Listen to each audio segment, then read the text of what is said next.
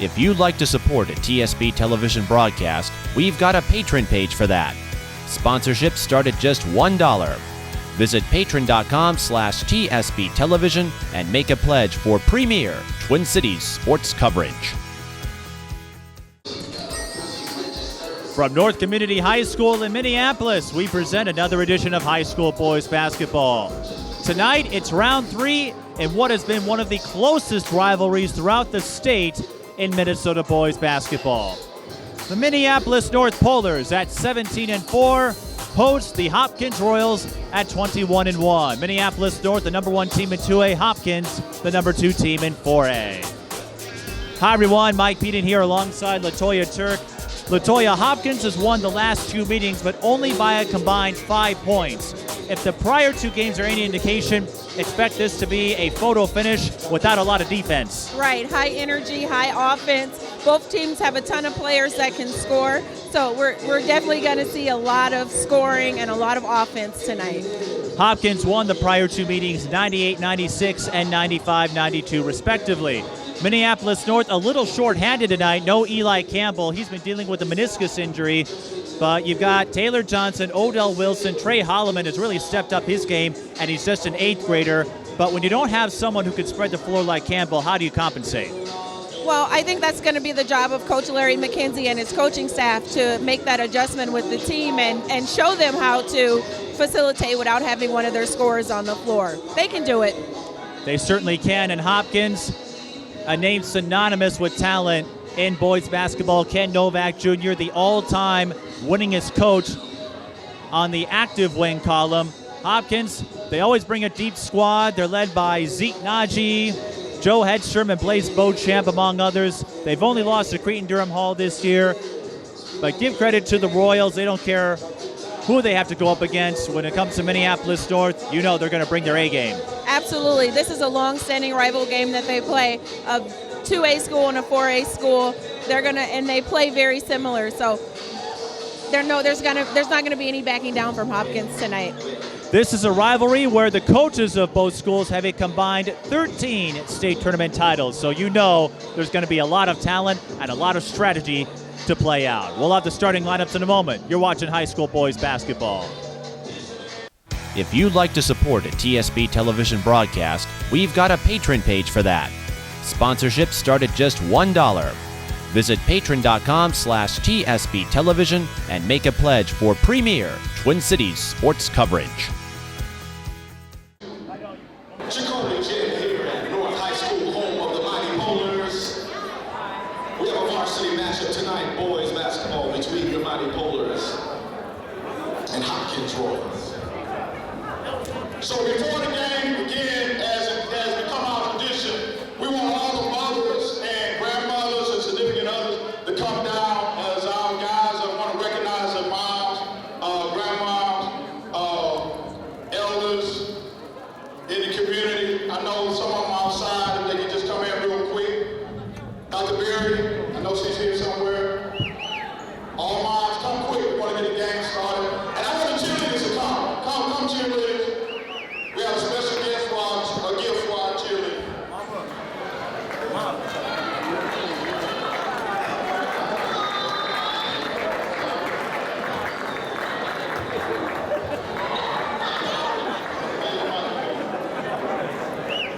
All right, fellas, go quick.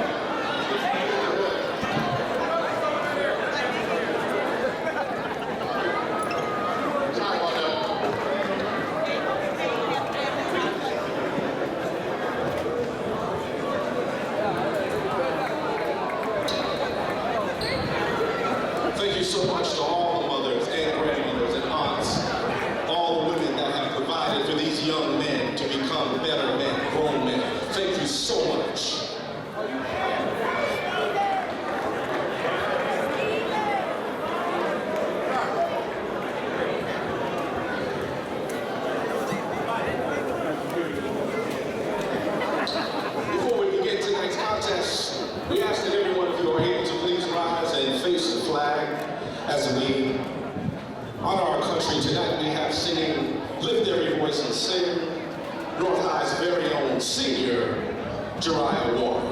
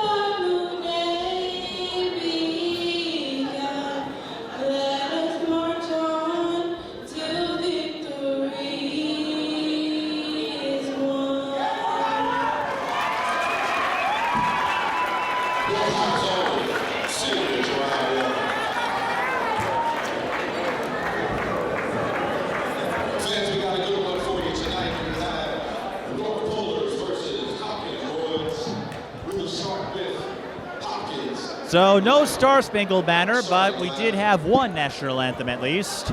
And perhaps it's fitting since there's a certain movie coming out on Friday that a lot of folks around here, I imagine, are getting pretty excited about. Absolutely, and it's also Black History Month, so the month of February. It is February. You will see a lot of schools pay respect to the Black national anthem, lift every voice and sing.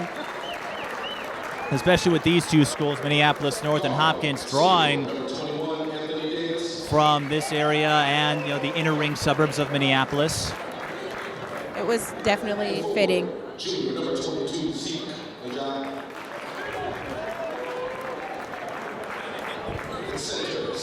Hopkins 21-1, as we noted, their only loss this year to Cretin-Durham Hall. Which, if I might add, is the hottest thing smoking on the other side of the river. Indeed, they beat De La Salle 77-66 in the annual Cretin De La Salle series. That was a full house. That was a great game. Well, there were a lot of great games that night. You and I were on hand to see Sam Bastillero get his 1,000th point, but that's the tough thing when you're a basketball fan. There's so many great matchups. It's hard to fit them all in. Right. One thing I know for sure, I want to catch as many of number 21's games that I can, Mr. Trey Holloman. You sound like his mother.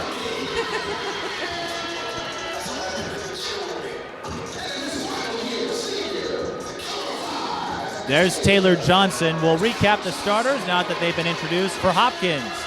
It's Blaze Beauchamp, number 1. I want this music when I wake up in the morning. I might not have any ears. Blaze Beauchamp, number 1, the sophomore. Kerwin Walton, number 12, the sophomore. Anthony Davis, number 21, the senior. Zeke Najee, number 22, the junior. And Joe Hedstrom, number 34, the 7-foot senior. Minneapolis North starting Taylor Johnson, number 5, the senior. Nasir El-Amin, number 12, the junior. Omar Brown starting in place of Eli Campbell. He wears number 13. Trey Holloman, the 8th grader, number 21. And number 32, Odell Wilson, the 4th, the senior. They may be in different classes, but both teams exemplify the depth that you need to make deep runs in state every year. Hopkins, they've got 4 players in double digits in scoring, and Dane Zimmer and Joe Hedstrom are right behind. Minneapolis North, Eli Campbell was averaging 12.1, so replacing his production is going to be a challenge, but this is a team that's dealt with their share of short-handed rosters throughout the year, including the loss to Eden Prairie. They suffered a couple of injuries in the game with Minnehaha, but this may not be a packed house like it was 2 years ago, but this is a fun rivalry. both coaches are happy to schedule each other, and we're going to have a show for you tonight. Yes. And we talked about this beforehand, North and Tartan having the second round of their doubleheader, Lakeville North, Apple Valley, so there's a lot of competition tonight, but it's hard to argue against number 1 and number 2. They may be in 2 different classes, and you know North is bringing it. They've got the black alternate jerseys for this one. Hopkins wearing the white. Hopkins, they've won the prior 2 meetings between these two by a combined 5 points. Anthony Davis to Hedstrom. Hedstrom's going to have a height advantage down low, but he got tangled up, and that will stay with the Polars. They got to be careful with leaving Walton open because he can knock that shot down. And if you're North, what do you make of the guts of Trey Holloman and just the tenacity? Starting as an 8th grader, going up against all these big-name schools, Kokona, Minnehaha. That kid has baller blood. I think he gets it from his mother. Spin move, Elamine, no good. And then he throws it up. Holloman scoops it up, can't get the bounce. Intriguingly, it was an Elamine who made the difference 2 years ago. Ishmael Elamine, when Hopkins beat Minneapolis North. Ishmael, one of Khalid's sons. Hopkins looking to spread the floor, but they have yet to get a 3-pointer to fall. That Elamine name reigns supreme shovel here. pass to Wilson.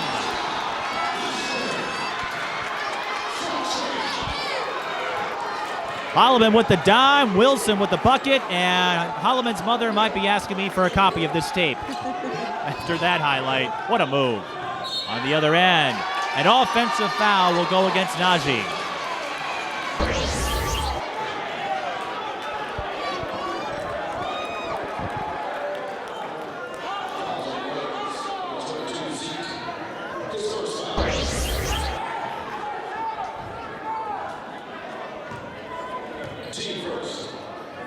Speaking of athletes, Taylor Johnson, it's a bit of, well, there's Taylor Johnson and misses the 3. If I can spit it out.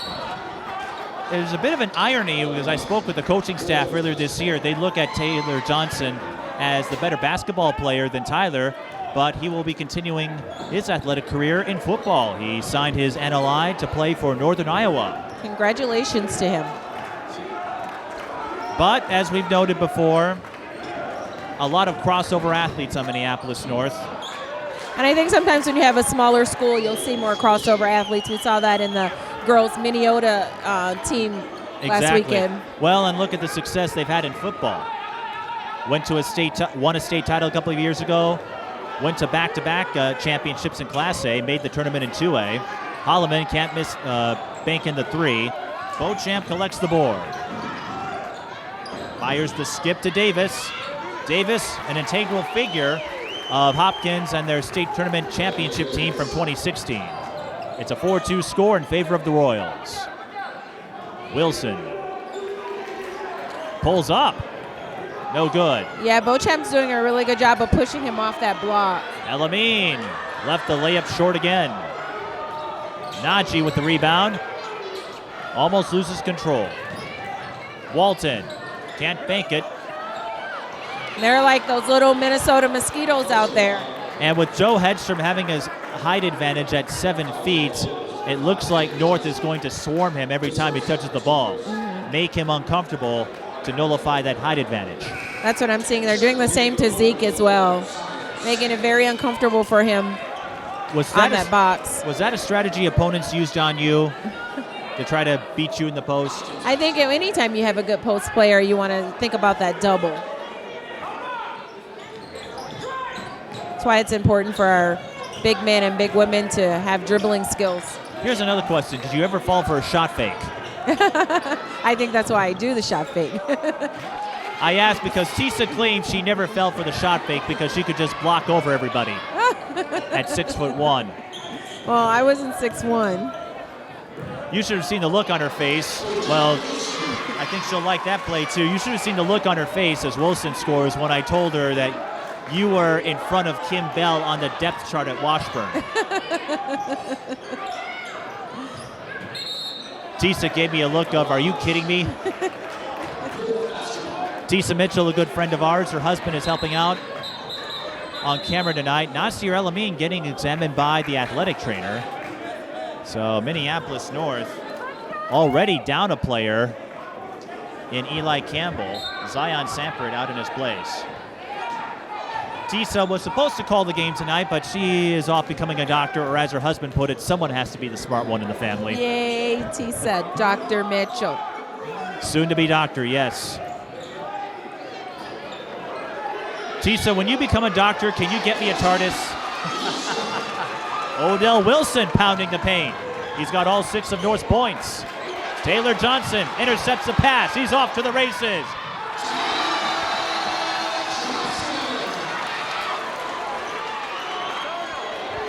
And that's North Polar's defense.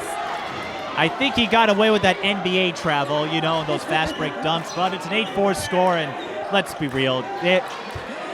You're on your way to the bucket, they'll never call it. Holloman with the block. Brown on the run. He's fouled. He'll shoot 2.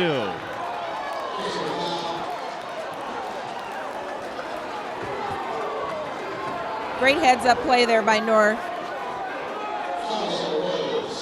Okay, it's a non-shooting foul, side out. I thought they were going to get Brown on the way up to the rim, but give Called credit. It on the ground.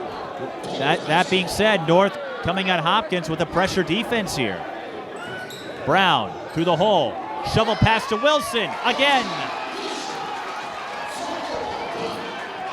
Odell Wilson, he got off to a strong start in the game with Eden Prairie.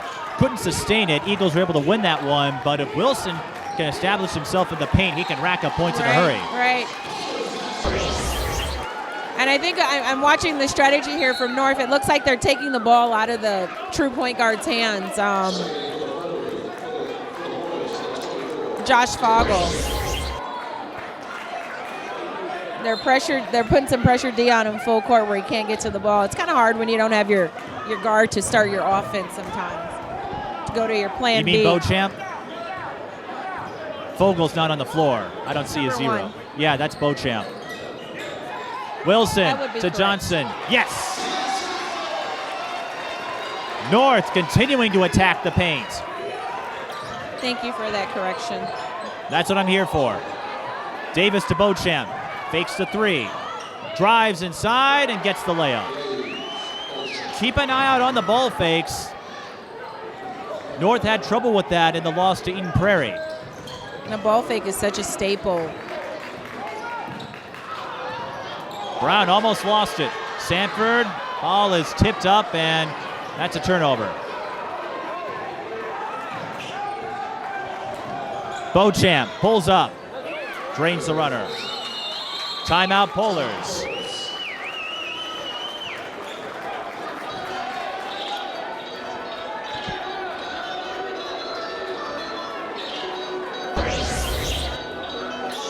Ken Novak Jr., he's fired up for some reason. I think he wants to help the refs out a little bit. As we noted, 13 state tournament titles between the two. Ken Novak Jr. among active coaches, the leader in the state, 839 wins. That is quite impressive. He also has the record for most state tournament wins at 36. He has a 36-10 record overall, spanning 2 schools, Blaine and Hopkins. Larry McKenzie has the highest winning percentage in the state tournament of any coach. He has an 18-1 record. Ken Novak Jr., 7 state tournament titles. Larry McKenzie with 6. That's why this matchup is among the most coveted every year. Impressive numbers by both coaches. Taylor Johnson through traffic and in. It's a shame he won't be going on to play basketball, but I have to imagine he's a heck of a football player. There's those Minnesota Mosquitoes. Sanford with the steal. Taylor Johnson. No good. Wilson with the cleanup. Odell Wilson, 10. Hopkins, 8. And North has a 16-8 lead. Beauchamp to Najee. He pulls up, swish. That's a nice turnaround jump shot there. Don't count out Hopkins, but this is a good start for North. In the prior 2 meetings, they didn't have the benefit of an early jump. And look at how quickly they get back on defense. Wilson pump fakes and pulls the reverse. Wilson using the rim to his benefit on that one. And he's done it several times, go to that opposite side, which is a great way to keep from getting your shot blocked. Exactly. Beauchamp missed the runner there. Wilson with the board. Taylor Johnson lost the dribble, kicks out. North will reset. Brown will kick out to Holloman. We know Holloman has got moves. Can't get the bounce there. He did everything but go in. Hopkins looking to push. Sanford can't get the stop. Bullseye for Curran Walton. And from the film that I've watched on Walton, he's a good shooter from the outside. Sanford took a chance there, didn't work out on defense. Wilson, 15-footer, no good. He's looking to extend his range, but I'm not sure North wants him to go that far out. Nice recovery by the Royals. And Dane Zimmer with the score. Just like that, it's a 3-point game.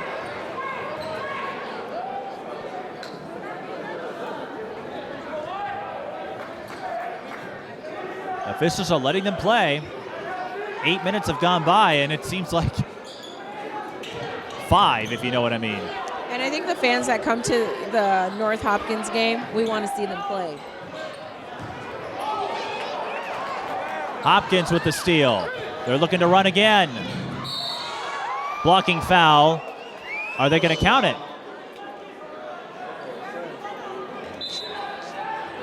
Jump shots work too. Anthony Davis took a hard fall. Yes.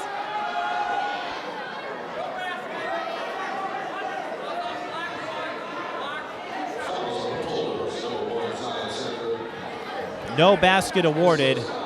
Sanford with the foul, but the bigger concern right now is Anthony Davis. He averages 16.1 a game. As we noted, Davis, one of the figures in the 2016 state tournament team. Here comes the trainer. We certainly hope he's okay. And that 2016 Hopkins team also had Amir Coffey, Ishmael Elamine. Ken Novak Jr. frustrated, arguing for a flagrant. One of his assistants is there as well. I believe that's Dale Stahl. I think we should start miking the coaches up. I'm not sure they would go with that. I know they'll do it in college and the pros, but I'm not sure at the high school level. You probably wouldn't want to hear some of the things that are said. And that goes for the players, too. I'll never forget Nia Holly, a Hopkins graduate, winner of 2 state tournament titles, told me she, on a few occasions, cussed out Paige Beckers in the huddle. She told me one moment where she said, "Paige, you're not a flippin' 8th grader." And I'm like, "You cussed out Paige?" She goes, "Heck yeah." You can imagine what words she actually said. I found that funny because here's a Miss Basketball, God-fearing, lovable personality, and she's cussing out Paige Beckers. Yeah, they take this game seriously. Oh, they do. For the love of the win. I think it's safe to say a lot of players say some not so nice things when they're on the floor. So, shooting the free throws for the Royals is number 15, DJ Davis. DJ averaging 4.8 a game. Anthony Davis being examined by the trainer.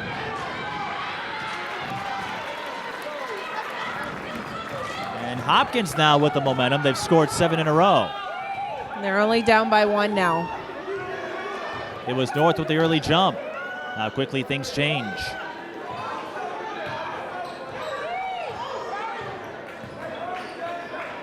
So now maybe we'll see both teams settle down, settle into their offense, and play their game. Well, you would expect with the stature of these two teams and the wealth of talent, we'd see a run and a counter run. And we'll probably see a few more.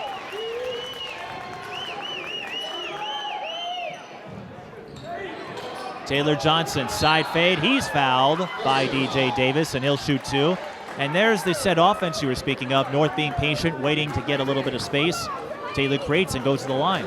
Well, and it also looks like Hopkins went to a zone, so you got to reevaluate the offensive strategy at that point. Taylor scored a game-high 24 in the win over Minnehaha Academy. Came up clutch when the Polars needed it most. And that was the win that got North to the #1 spot in the 2A rankings. 2 days later, how about this? They lost to Kaukauna at the border battle, 122-103. I don't think I've ever heard a school on the losing end Still score 100 of a score like that. 103 points and you still lose. I don't know if we'll ever see a number like that again.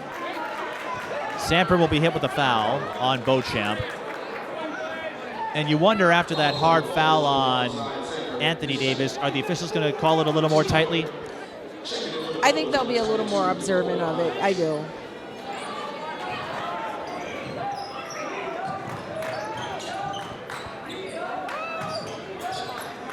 Coach Novak was very vocal about that.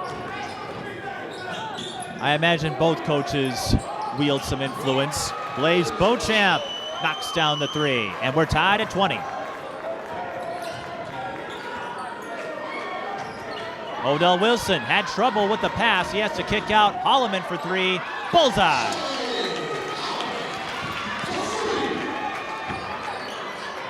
That's what you call a recovery if you're the Polars. That's what's called. I can do that too. On the line, missing the 2-pointer was DJ Davis. And then Larry McKenzie, he wanted a foul on Hopkins. That's that box out where no one gets to go get the ball. You box out, but no one releases. Well, Polars don't mind. It's a dead ball rebound. Good box out. Really good box out. The worst kind of box out is what we saw on Saturday when Maranatha boxed out their defenders so well as Holloman drains the floater. I think Mr. And then the other Holloman team got the rebound. Wants to take over the game tonight. Holloman, he's been on the precipice a few times. Oh, Omar Brown, he knew it. North not going away from getting in the passing lane, though. Right.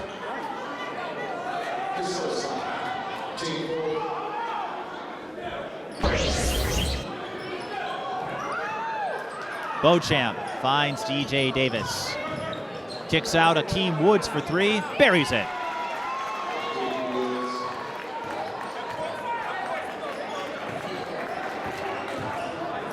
Brown. Ball almost poked away. There's the zone again. And we're going to go to the zone breaker here. Brown through traffic. And that's the advantage of a zone.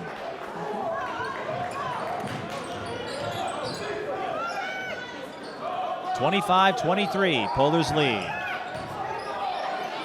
There's that Najee trap walked. again.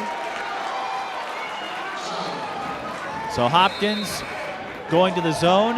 North looking to trap. Although we'll see if that changes now with Joe Hedstrom and Dane Zimmers subbing back in for the Royals.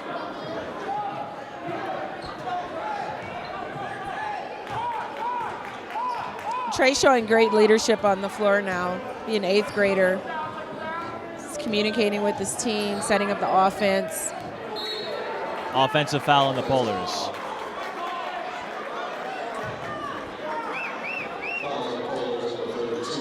It's So it on. looks like the refs have started to call it a little tighter.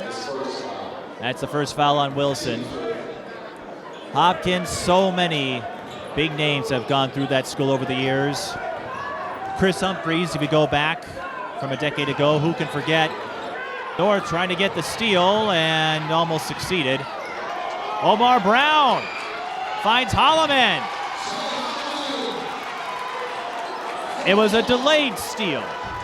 Omar Brown almost collided and was able to get the poke, and Holloman with perhaps his easiest 2 points of the night. Davis kick out to Beauchamp for 3. That will bounce around, no good. Hedstrom rebound, and that 7-foot frame. He did a good job of keeping that up, because if he would have brought it down, that would have given right there. His defenders time. But when you've got a 7-foot frame and you're taller than everybody else, keep it up. Exactly. So now we see Hopkins is back in their man defense. Wilson can't get around. Hedstrom needs help. Finds Johnson again through traffic. And they're running. And that's going to be a foul on Holloman. He goes all the way up into the bleachers. That was the slickest little foul there. Almost like he came underneath them. So with Hopkins, it was Chris Humphreys didn't have the highlight I was thinking of, but he was a legendary figure. Blake Hoffarber played for Hopkins. You forget the state tournament game where he made a shot on the seat of his pants. Hopkins eventually won that one. Joe Coleman, who went to the Gophers for a while. Marvin Singleton. Royce White, his professional career didn't pan out as well, but Royce White made a name for himself at Hopkins, and as we said more recently, Amir Coffey. Right. The youngest of the Coffey clan. Of course, all 3 of them went to Hopkins and picked up some state tournament hardware. Amir, who knows where his career will go. Nia playing in the WNBA. Odell Wilson still trying to get those mid-range J's. I'm a little surprised by that. Flick of the wrist. Hopkins with a 3. That's off the mark. Taylor Johnson. Holloman. Shovel pass to Wilson. What a move. Those little bunnies underneath the basket work a lot better for Wilson. That's why I'm surprised he's trying to fire elbow Jays. Well, I think they're pushing him off the box, too. North gets the steal. Holloman draws the blocking foul. Holloman will shoot 2.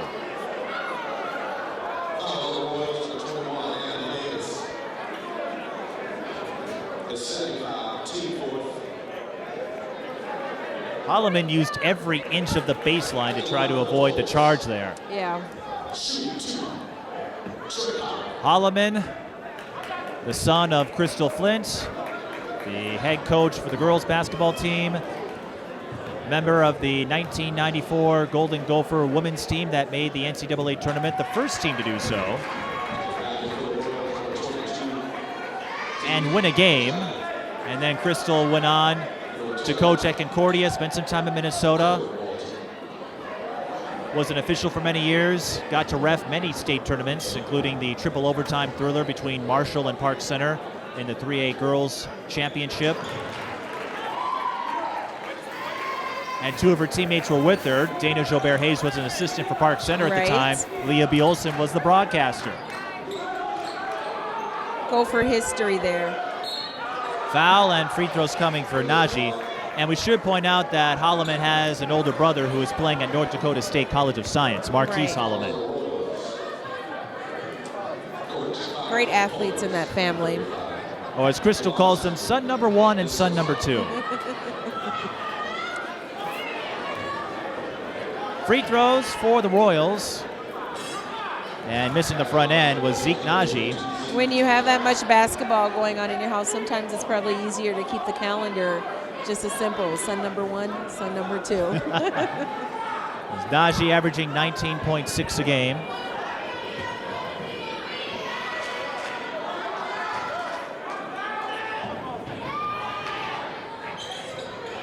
And Najee missing both. Chance for the Polars to extend the lead. Remember that part in the open where I said don't expect a lot of defense? Apparently I lied. Taylor Johnson, step back, swish.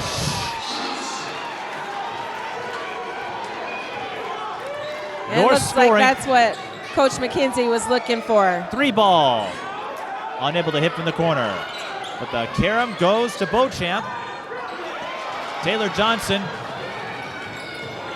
not eager to allow another corner 3 attempt. He gets the steal there. Holloman goes to Townley. Wants Wilson. to shoot it again. Spin move. Gets the roll.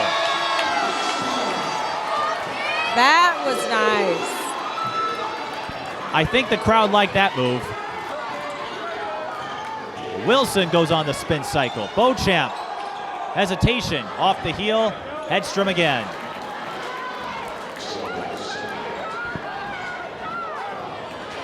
Hedstrom up to 4. North scoring has come from only 3 players, but they do have an 8-point lead. Odell Wilson, a big reason for that. He has 18 points. He's putting in work underneath that basket.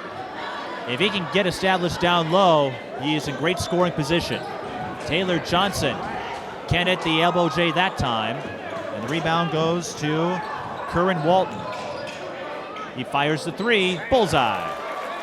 He is a flat-out shooter. Walton is a flat-out shooter.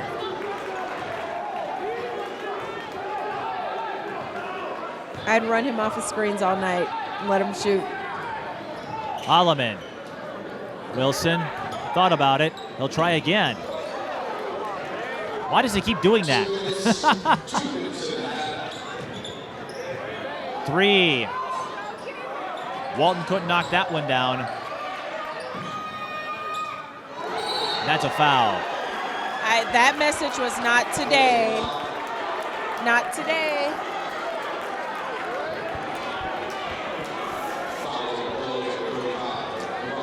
Foul is on Townley.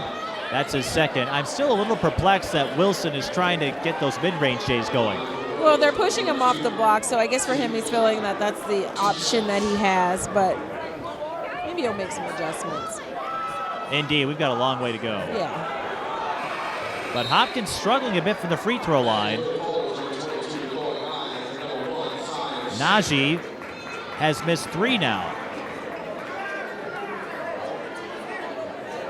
Coach Beck is not happy over there. And Trey Holloman will get a breather. Holloman was 7. He averages 10.1, and I can only imagine what kind of numbers he'll put up in the years to come. Najee finally knocks down a free throw. And Hopkins makes it a 4-point game. Decoy Hines on the floor for the Polars, number 22.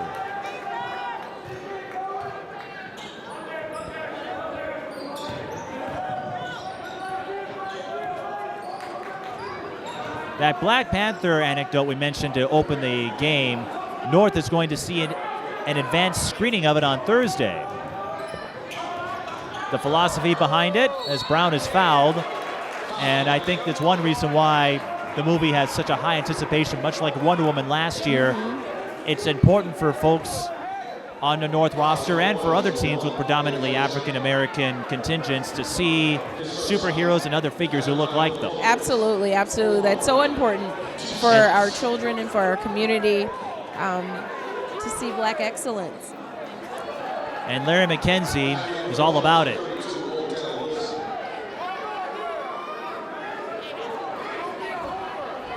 Now, with me being a Marvel fan, period, I'm going to see it anyway. Absolutely. I got to keep my MCU record intact. I've seen at the exception of Incredible Hulk, I've seen every MCU movie in theaters. And I'll nominate you to get your black card this year, too, so. My what? I'll talk to you about it off the air. Taylor Johnson hit with a foul, North in the penalty. Chance for the Royals to work their way back. And I guess this is what you get when you have the high transition offense, defense, back and forth. Get a lot of fouls. We saw that a few days ago with Maranatha. But you have to be careful when your bench isn't that deep. Get into foul trouble early. Taylor Johnson should open a bakery. You know why? Why should he open a bakery? That was a sweet roll. Oh, one for Mike. He's up to a dozen. Walton for three. Missed the mark. Wilson with the board. Will the Polars hold or will they go for it with 45 seconds? Well, Larry McKenzie's going to talk about it. We're going to talk about it. 43 seconds left. So what was it you were going to get me? Your honorary black card. An honorary black heart? Card. Oh. For seeing every movie except Incredible Hulk in theaters. You know, that's been going on for 10 years now, but kudos to Larry for putting that together, giving his Polars a chance to see what I expect will be a high revenue movie. Yes, it's a wonderful opportunity for them. And as we've seen, well, LaToya's enjoying the soundtrack. We saw last year with Hidden Figures. That was a surprise hit. If you make a well-crafted movie, people will come out to see it. Hidden Figures was last year's model, if you will. So let's put a slap Marvel on it, throw a big budget, and see what happens. Offensive foul, so the Polars aren't going to have a chance to run a play. Not the ATO sequence you want if you're Larry McKenzie. I missed that one. Did you see it? Okay. Oh, that was underneath the basket. It's on Wilson, his second. Team control, so no free throws. And they're going to get Wilson out of there with 38 seconds left. You don't want to risk getting a third foul. Right, with 38 seconds left on the clock in the first half. And with the way North has been playing aggressively as they have. 30 seconds. Hedstrom drives. And they're going to call Hines on the foul. It's nice to be able to have a big man who can put the ball on the floor for one or two dribbles and get to the basket. Joe Hedstrom, 7 feet. That's his listed height. They look shorter from here, but I guess if I was standing next to him, I would see it.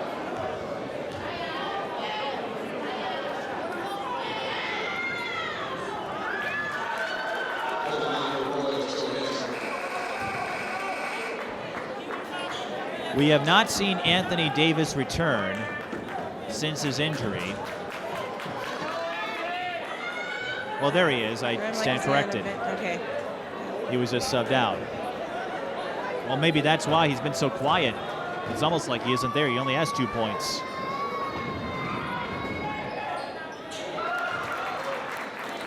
Hedstrom, who averages just under 10 a game, knocks down both free throws. It's a 4-point game again.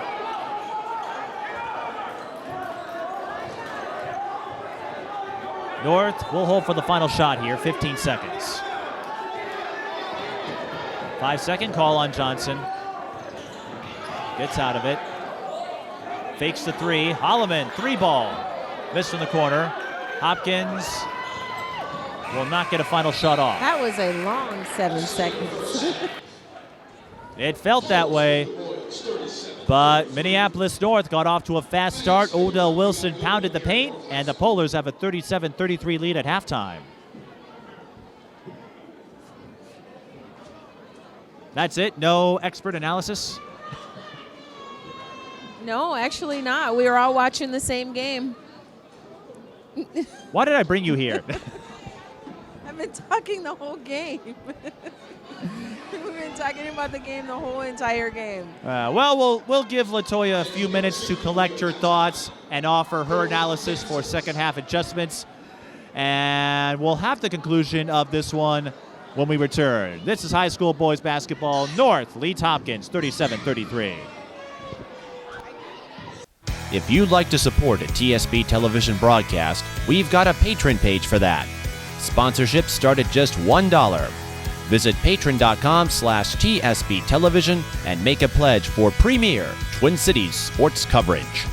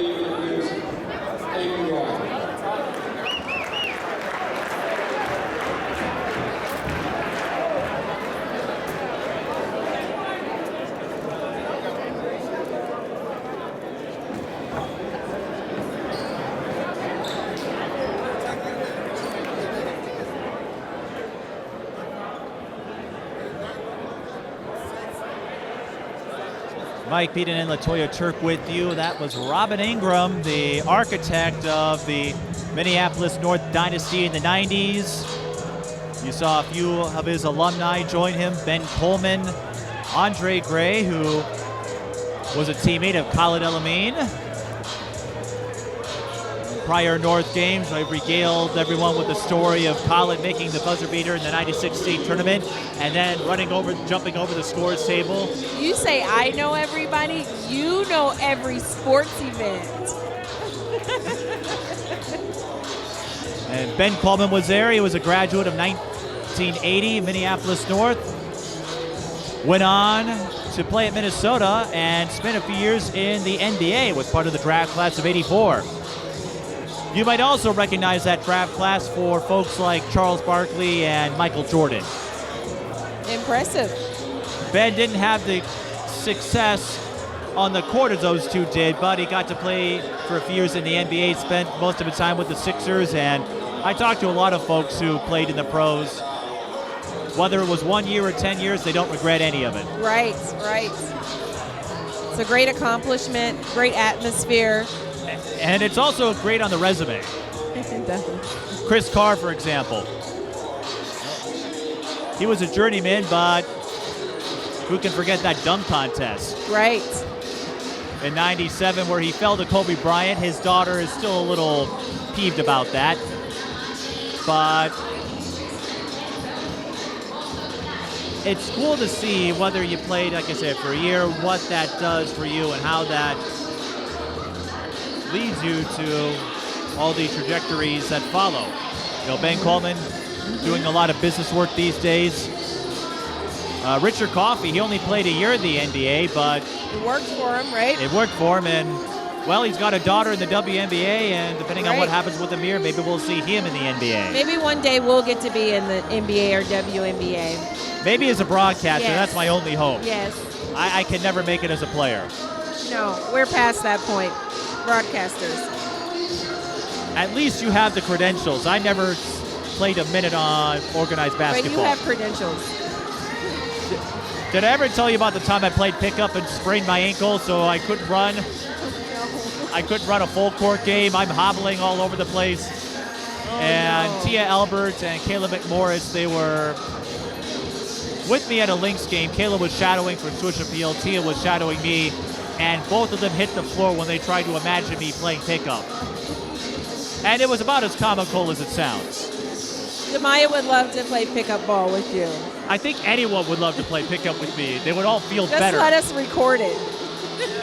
Especially if it's recorded off.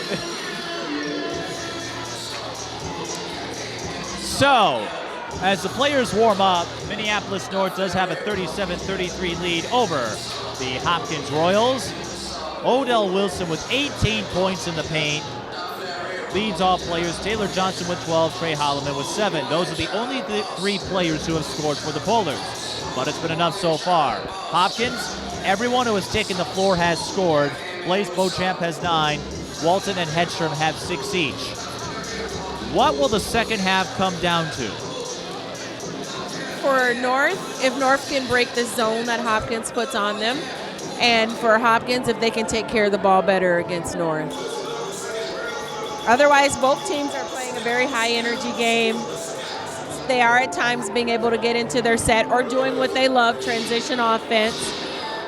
But North's got to be able to break the zone, and Hopkins they have to be able to take care of the ball against those Minnesota Mosquitoes. Now, we would need a lot of points to continue the torrid pace we've seen over the last couple of years. But looking at the section standings, for Hopkins, Wayzata could be a thorn, although for the Trojans, it's been up and down. If they get through to the state tournament round and face Cretin-Durham Hall again, I can only imagine what the crowd will be like for that. We'll be there. I know I'll be there. Maybe I can just speak for myself. I'll be there. There'll be a crowd for sure. What is it called? Raiders Showtime? Is that what they're called? Raiders Showtime? Cy Chapman, Daniel Oturu. Cy Chapman having himself quite a senior season. He's the best unsigned boys basketball player in the state right now. You know what? I bet he got it from his sister. Yeah, no, I got one better. He got it from his mom. His mom played at Blaine back in the mid-'90s, and she's one of my closest friends. So, did you play against her? All the time at Morris Park, all the time. Who won more of those matchups? It was a tie. It was a tie. It was a tie. And Cy's sister, Sade, started here in Minneapolis North, finished at St. Paul Central, is finishing up her collegiate career. And speaking of section standings, Minneapolis North, Holy Family could be a thorn. They played Brooklyn Center here, took care of them handily. I'm not sure Brooklyn Center has the defense to hang with North in a section final, but I think everyone is hoping for a rematch, as Odell Wilson is still looking at those mid-range Jays. Everyone hoping for a rematch of North and Minnehaha in Class 2A. And that would be another must-see game, wouldn't Yes, it would be. It would be.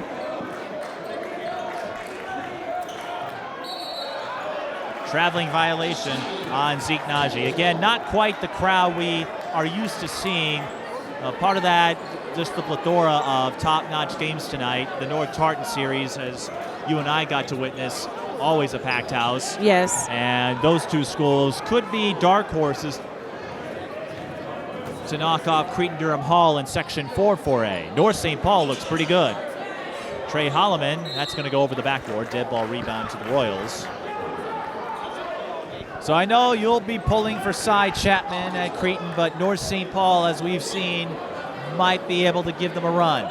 I'm going to keep my impartial broadcasting voice on. And you're just going to sip your tea. Sip my tea. Sip my tea. We need to find a tea manufacturer, a tea beverage to sponsor these broadcasts later on. Sanford with the steal, and he's blocked. Zeke with the block. And a little bit of a stare down from Zeke Najee. Another rejection from Hedstrom. Hopkins says, I don't think so. They're Not looking today. to run, and that's a foul on Johnson. What a move by Hopkins. 2 blocks in the same possession. That's almost ESPN worthy. Just the fact that there were 2 back-to-back like that. You expect Hedstrom to get a few at 7 feet. Najee at 6'10". So that height working to Hopkins' benefit there. But Beauchamp missing the front end. And you got to have a little bit of speed when you go up against the North guards. I mean, they weren't just, 1-2 stepping it. They were punching it to the basket. So We've great come to work by expect those that post at players. Minneapolis North over the years. And that's going to be Hopkins' ball. North wanted a foul there, and I'm a little surprised nothing was called. Yeah, I thought there might have been a push call there. I might have blown the whistle there, but I'm up here, We're not refs. down there. Yep. North, well, they're going to still go after it. Hopkins may have the advantage when it comes to blocks, but North has been pestering the Royals all game in the passing lane. And you can see the post players. Oh, my goodness.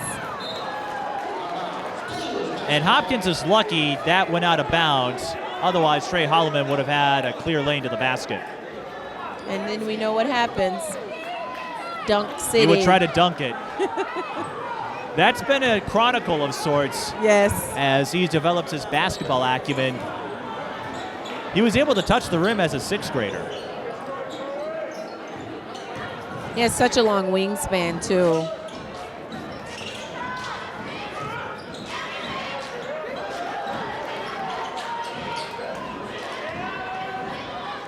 Holloman knocked down 2 clutch free throws to help North defeat Caledonia on the road in a 1-point win. Nice cut, but Johnson was too soft. Short. There we are again. Johnson will get another try. He leaves it short again. Another chance for the Polars, but now what?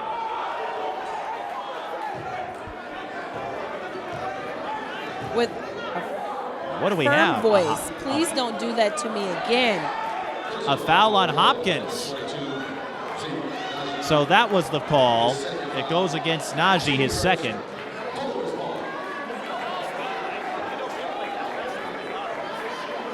Oh, Demaya and I are going to be watching this film. There's so much little slick stuff going on. Away from the ball. Wilson. That rims out. All those chances for North and nothing to show for it. There's the foul. It's like there's a lid on that rim. Lid on that rim, but Johnson left it soft a couple of times. Yeah.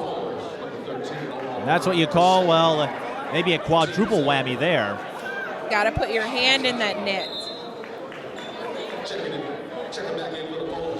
It's tougher than it looks sometimes.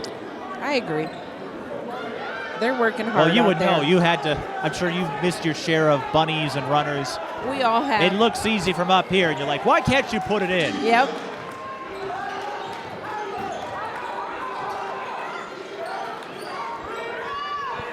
Hedstrom missing the 3. And Najee using his size to get the O-board and the putback.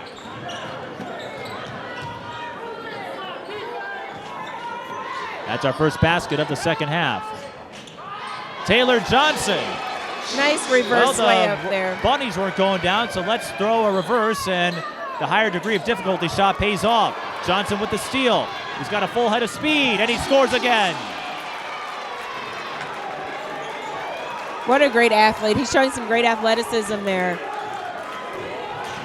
Are you sure he doesn't want to go on to play basketball too? I know. He could, much like his brother, but again, North, they produce athletes, not just specialists. Right.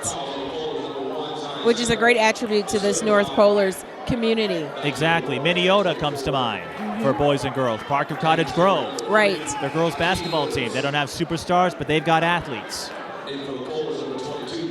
And not only do they have athletes, they have great student athletes. Precisely. Both coaches shared the high GPA marks of their students. Wilson with the board. Taylor Johnson's got a lane again. Hedstrom says, no way. And I don't even think he cares that he missed it. It's just the fact to put you on notice that I will dunk on you. All 5'8" of me. And Hedstrom says, I'll make you earn it. Johnson again draws a foul.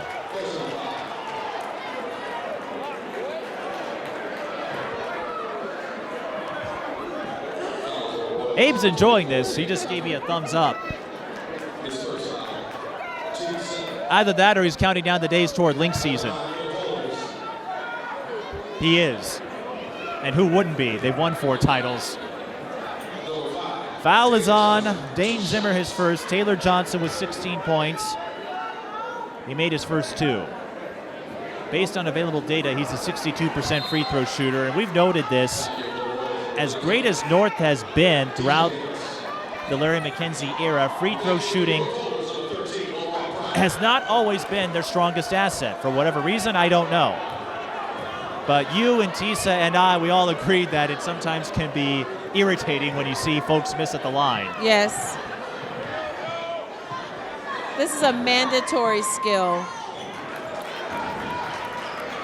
But then again, I'm spoiled. I get to watch folks like Elena Deladon and Morgan Hill knock down 95% of them, so I think I'm biased. Taylor Johnson does split. North up by 7. They knocked off the number 1 team in 2A earlier this year. They'd love to defeat the number 2 team in 4A. Holloman with the swipe. Nobody will block him that time. And North is doing this with only 3 players scoring. Right. They're up by 9. And Ken Novak Jr. calls timeout. This is unprecedented. You rarely see a team lead with only 3 players on the score sheet. But that says a lot about the team mentality. No one's upset that only 3 players are scoring. They're feeding those 3 players. I don't think the PA system is loud enough. You just got to dance to it. I tried that once, and Demaya said she was walking home.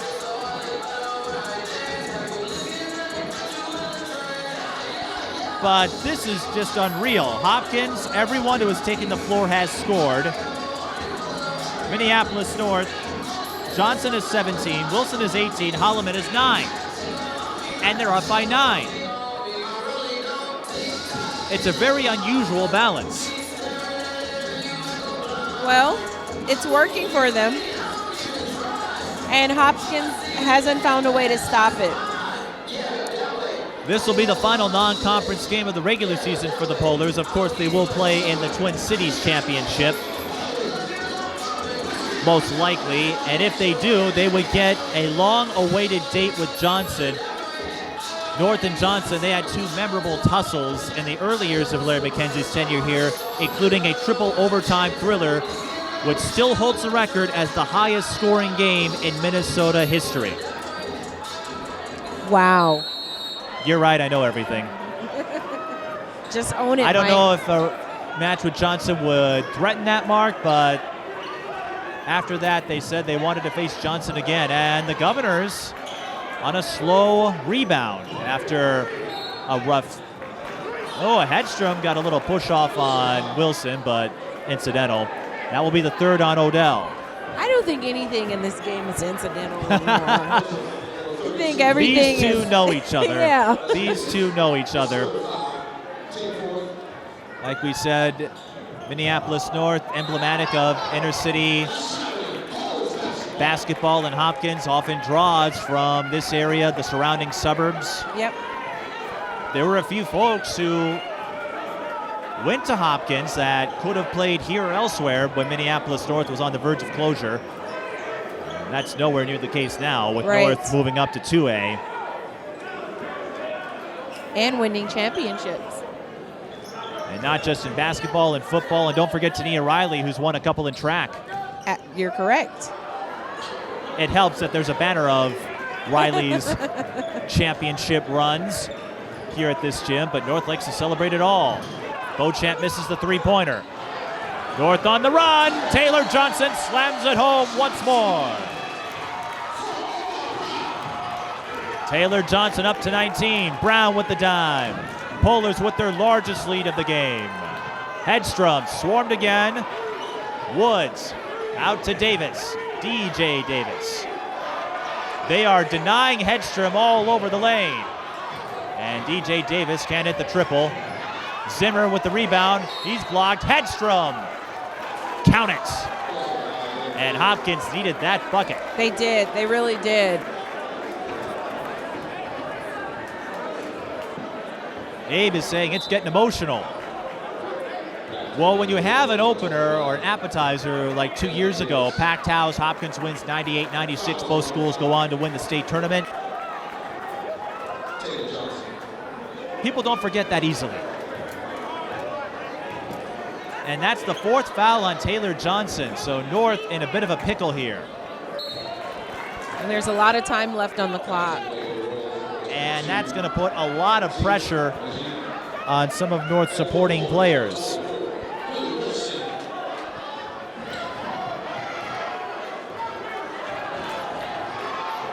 So Taylor Johnson was responsible for a lot of scoring so far. Someone else is going to have to pick up the slack. Wilson, we know he can down low, but he doesn't get the bounce there. Wilson uses his body so well. He just rolls off the other player. Hopkins with a chance for a big rally here if they want it. And good box out there. Oh, just couldn't hold on to it. Dead ball rebound to the Polars. But you get the feeling that Hopkins could get some momentum here with Taylor Johnson having to sit the bench for now. I think Hopkins has tightened up on their defense a little more. Just not sitting back and letting your player catch the ball. They know they got to work against this North team. As we said, these two schools are too good to succumb to one run. Wilson had nowhere to go, and he's going to get called for the reaching foul. And once again, an example of that aggressive defense of North's. So Wilson picks up his fourth. It's gotten them a lot of steals, but now two of their scores are in foul trouble. And that could be an issue. Especially when only 3 of your players have scored. 2 of them are now on the bench.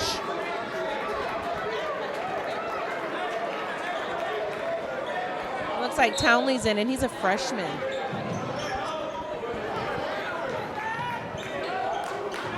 A critical test for the Polars here, and we have a long way to go. Hopkins could put their stamp on this one now. And Anthony Davis will have a chance at 3.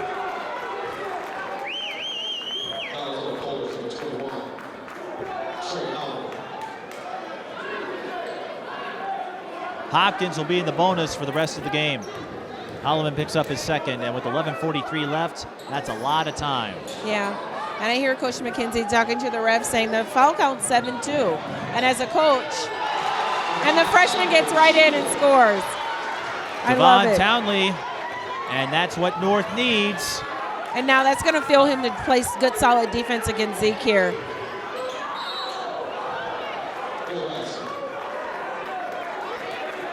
And you had to call that one. I'd be all over that cuff, though. Devon Townley picks up his third. And remember, North playing without Eli Campbell, who suffered a meniscus tear.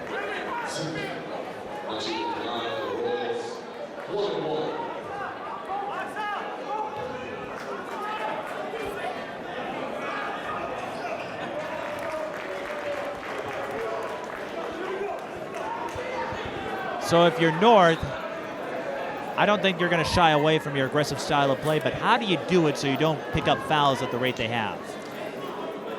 Move your feet more than your hands. Isn't that the key? Get you some good traps. The key to defense, good footwork. And that's a foul on the Royals. The problem for the Royals, though, they're struggling from the free throw line, just 6 of 12. And as you and I both know that those points, you can need them down the stretch. As you said many times, it's fixable. And Hopkins could be leaving a lot of points at the line. Points that they could desperately use with Wilson and Taylor Johnson on the bench for now. Sanford through traffic. It will stay with the Polars.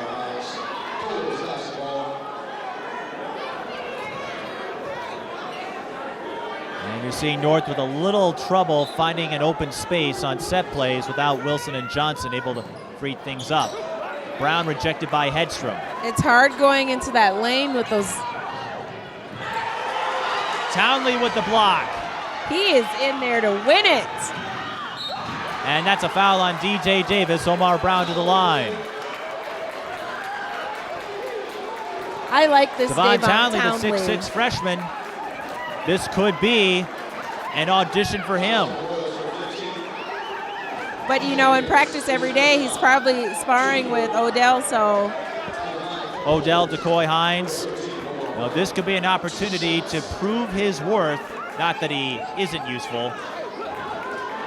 And Brown missing the front end, but for folks like Townley, some of the younger folks, their chance to show what they can do in the midst of a critical scenario. Brown missing both. Rebound is tipped. Anthony Davis wins it. No goaltend called. That's a block. North ball. Not today. Not today. As Dick Enberg would say, oh my.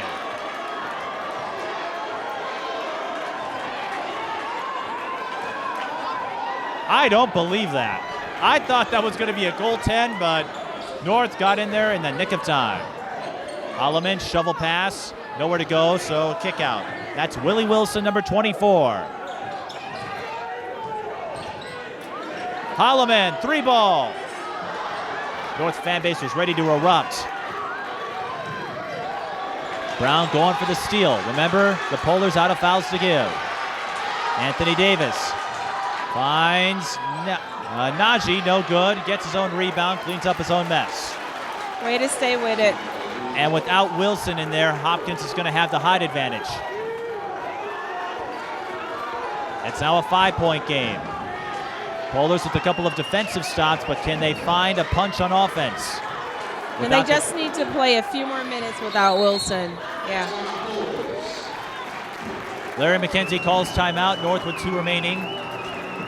McKenzie sensing that this is a critical time. And it's, you know, give them opportunity to talk to those younger players who might not have gotten a lot of clock in high pressure games like this, and let them go over the game plan, go over the strategy with them. But boxing out is going to be key. Since Johnson and Wilson went to the bench with 4 fouls, only Devon Townley has scored, and that was in transition. Polars have yet to find anything on a set play.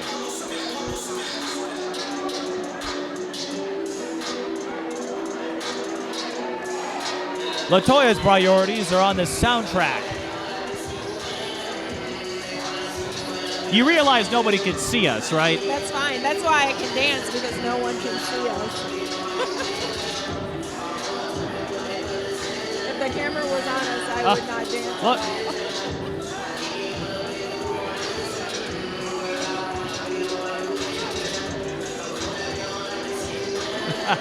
Well, now we're on.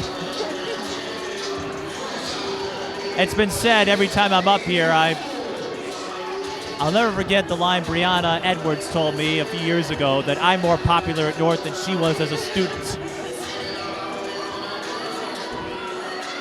But I'm appreciative to have that kind of standing invitation here, and Great I've love. been fortunate to witness many memorable games at home or on the road with Minneapolis North. An instant classic with Minnehaha. We had an instant classic 2 years ago with Hopkins. We could have a photo finish here. Larry McKenzie taking a risk, putting Taylor Johnson back out there, but sensing he needs some offensive production. And maybe we can do a offensive substitution, right. perhaps. But Taylor Johnson has to be careful. Nice backdoor. You know what I'm going to say, right? Yes. I love the backdoor. Yes. And Omar Brown gets on the board.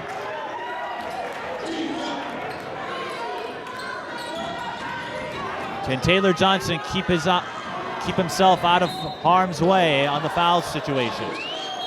Hopkins keeps it. 8:41 remains.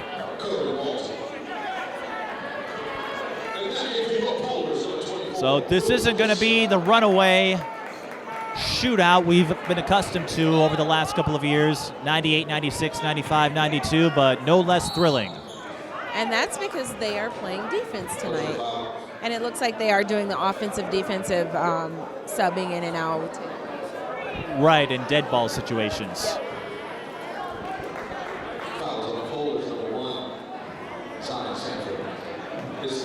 And Sanford picks up his fourth. Beauchamp at the line. He has 9 points, has not scored in this half until there. So he's been kind of quiet this second half. And sometimes mentally, when you're playing against tougher players, there's a lot of talk on the floor that can take you out of your game.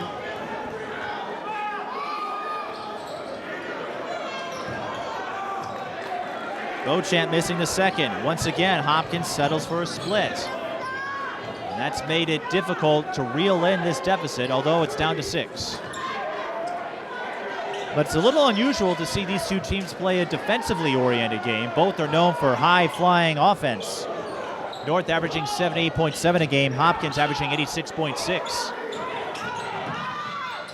But Hopkins suspecting they may not be able to last in a track meet. Right. Holloman was blocked. Big chance for the Royals. 3. Bullseye. Anthony Davis. And he's back in the game. I was just about to say they've done a better job of covering Walton on the outside, but then Davis gets hot. One possession game. North led by as much as 11, but foul trouble has stymied their offensive output. Taylor Johnson through traffic, no good. Gets his own rebound and one! Yes! You know Taylor Johnson won't back away from a challenge. So Wilson will stay on the bench. If Johnson makes this free throw, he'll probably be subbed out for Willie Wilson as North continues the offensive-defensive substitution. But that was a big bucket for the Polars. It was. Johnson up to 21, make it 22. And he subsequently is subbed out for Decoy Hines. We'll probably see this continue until we get a little closer to the end. Yeah, and with the substitutions, because of the foul trouble, it's going to be very important that North communicates on defense so that everyone knows where their assignment is. Zeke Naji scores in transition for the Royals. Whoa, that pass almost lost. Townley threw it up. Hines with the rebound. Clutched it, didn't really need to. No good, and North lost opportunity there. 3 on the way. It's there. You cannot leave him open if you don't want that to happen. And now we have a 1-point game. 7 minutes remain. Curran Walton with his third triple. And it's a 1-point game.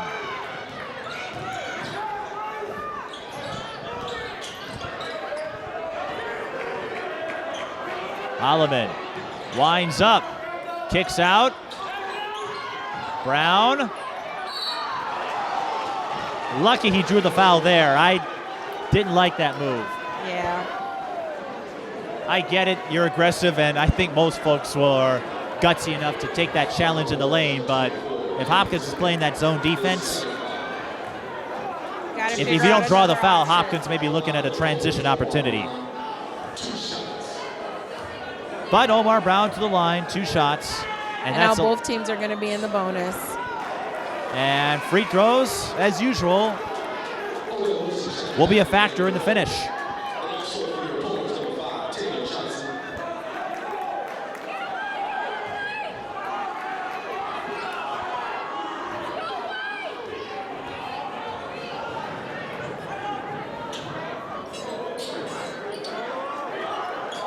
Omar Brown has struggled. He's missed all 4. Hopkins can take the lead, and they will. That box out underneath the basket. Once again, not there. Najee with the bucket, he's up to 12. And North in a whole lot of trouble here.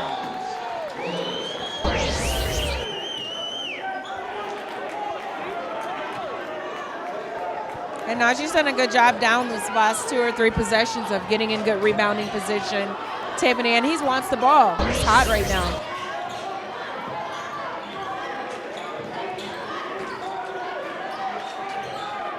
Beauchamp finds Zimmer. Najee again. Wilson with the rebound, and he had to be careful with the 4 fouls. North. Do they have something left? They're only down by 1, but given the momentum swing, right, they got to come up with a way to put a halt on Hopkins. Taylor Johnson.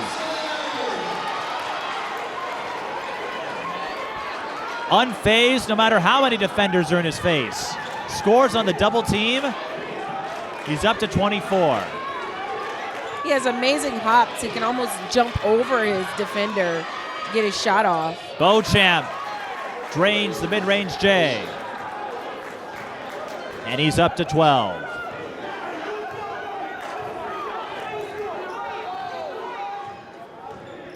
Holloman recovers. Holloman is yet to score. I think it looks like maybe they might be a little fatigued.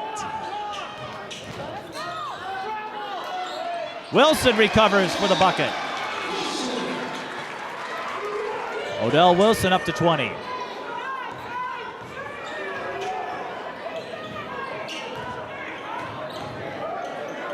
So all 3 North players who have 4 fouls are on the floor here.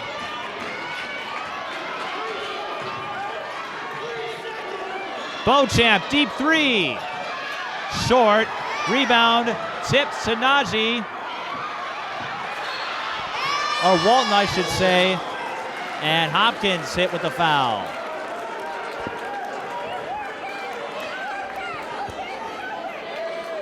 That's going to be a tough 4 minutes here.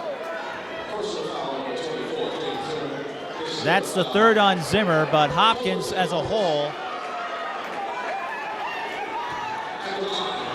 not in as much of a bind. And whatever Najee was telling Beauchamp, he's serious about. Number 20 is on the floor for the Polars. I believe that's Damon Young. I don't see his name listed on the program, at least my copy of it. Nope, that is Curtis David. Nope. It's not on my program either. Okay. Well, number 20 of mysterious origin. Maybe we'll find out who he is. Damon Young on my copy of the stats, the only player with no number listed, but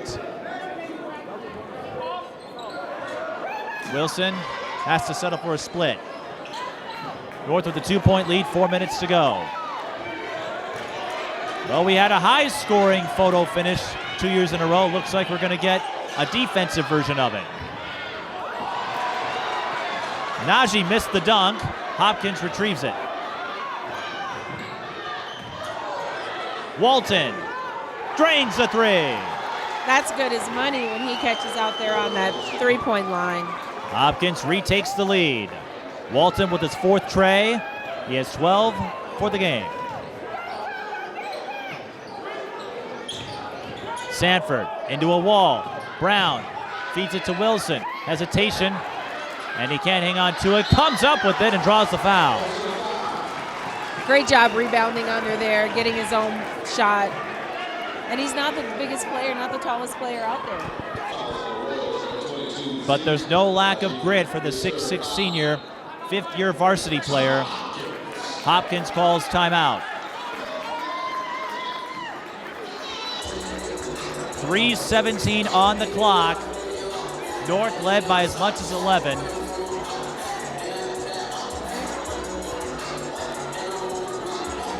You can do that dance. Look, it's just hands. Look at all the kids.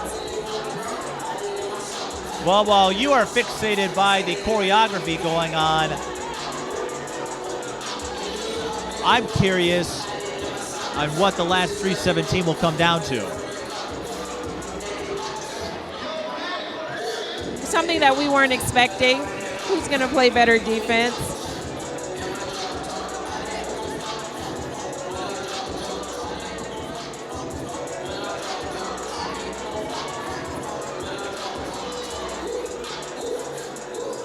I think Beauchamp's kind of got a little bit of his juices going. He's going to be driving to the basket more. Hopkins centers are boxing out and rebounding, and then you got Walton who's ready to shoot. So North, they're gonna have to play smart and make their free throws. We're in the bonus now. Zeke Najee hit with his 3rd foul. Wilson, by the way, just 4 points in this half. Again, with 4 fouls, had to spend a lot of time on the bench. So that work down low of his in half number 1 nullified as a result, but he knocks down both free throws. North leads 60-59.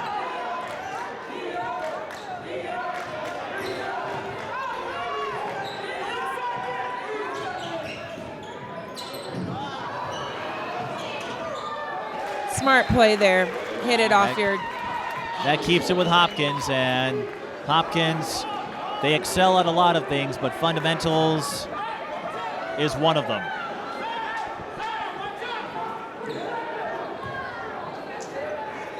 It's rare not to see them in the state tournament. Wayzata knocked them out a year ago. 3 on the way, short. Walton couldn't put down his 5th one, but North once again could not control the rebound. It will stay with the Royals. And these two teams, they won't play each other in state, but you know North would love to get some brownie points and finally knock off the 4A juggernaut. Yes. There's a ball fake. Ken Novak Jr. wanted a foul. Brown goes for the steal.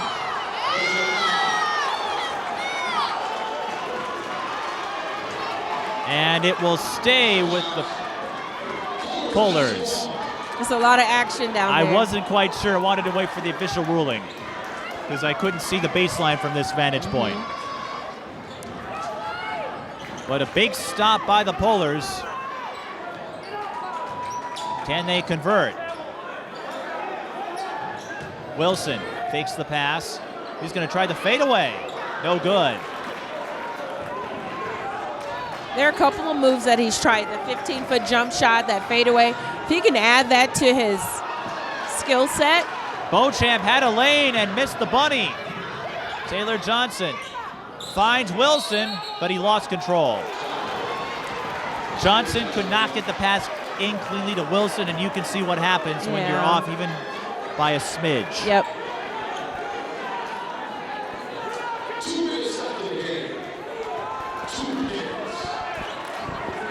Now it's going to come down to basketball IQ. Yeah, let's talk about this. As a coach, let my team know what I have going on in my head. What's the plan?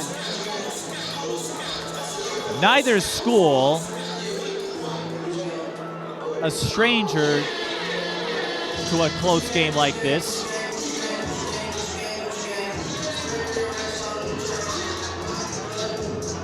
You should consider hiring this DJ.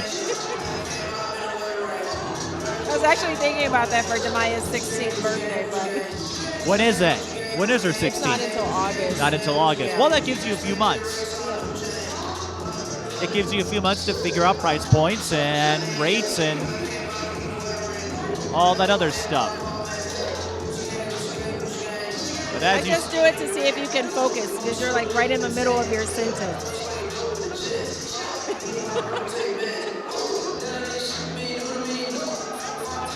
well, as I was going to say, IQ, discipline. Yep.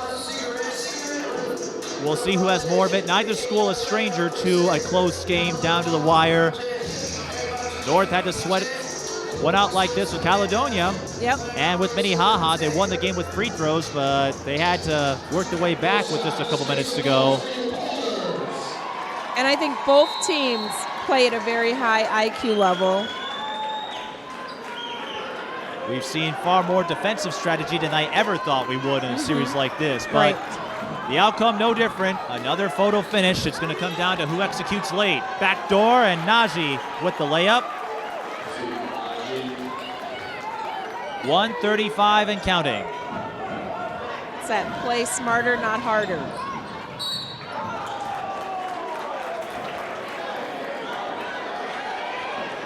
Taylor Johnson draws the foul.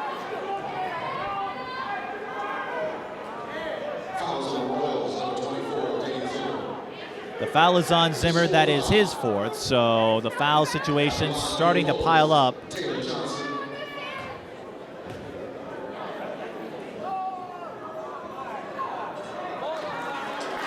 We need every single free throw from both teams. Yeah, neither side has been that effective.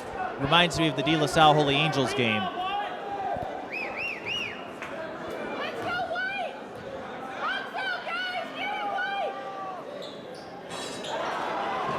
Taylor Johnson clanks.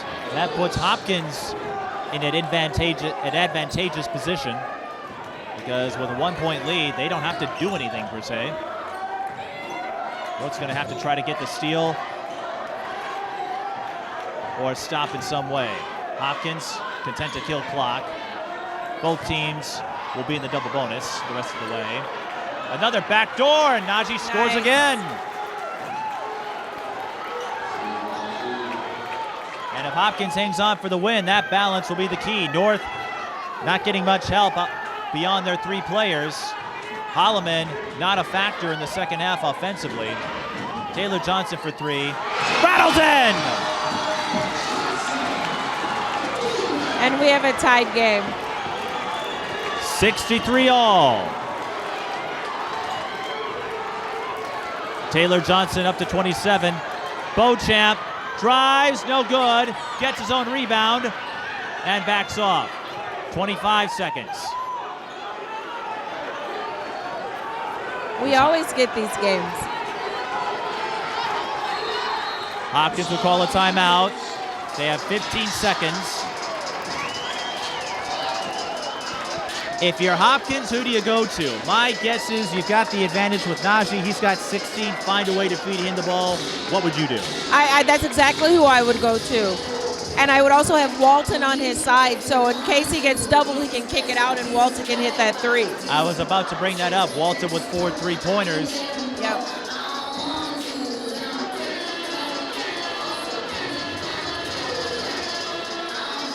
I won't dance. I was just thinking about the combined margin in the last two meetings, 5 points. It looks like that total will not go up by much. Right. It's going to be another down to the wire finish. Absolutely. They're two very competitive teams, and I don't think they're going to let anybody get a large point spread on them. It makes you wish they were in the same class, because the state tournament game between these two. Yep. Oh man, I would go to that one. Yes. I don't care if I was covering it or not. You're right. Same here.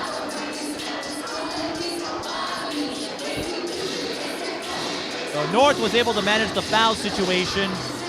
and avoid losing Wilson and Johnson in particular, but they have to find a way to get a stop here. Hopkins can run out the clock for one more shot if they want. Right. And North has the ability to get a 5-second call. That's true.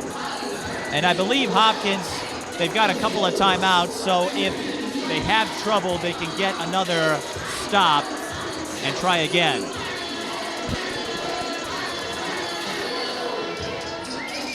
No ranking points on the line, just pride. In one of the closest, most intense rivalries over the last few years.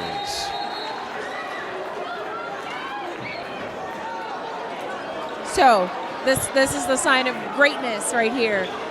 Let's see what they have. I have some timeouts. Let's see what they have. Well, North, I believe, had one left, and since they don't have the ball, you might as well use it. Yep.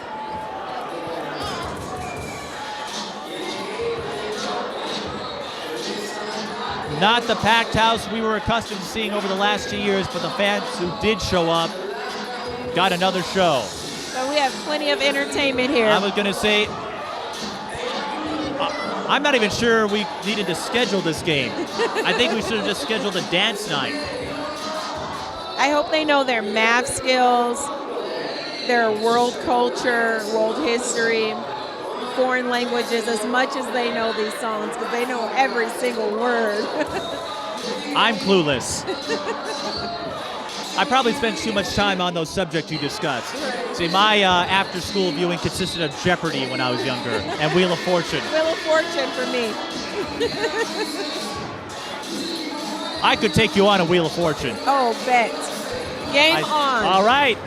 You heard it here. LaToya and I, it'll be our summer special. Yes.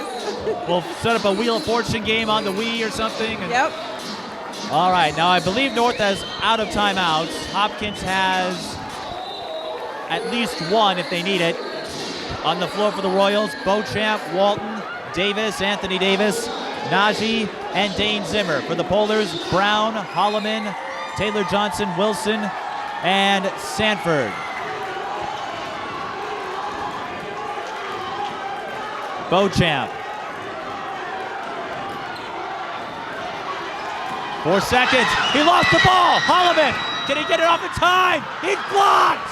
Holloman blocked. We're having overtime. Unless he got fouled.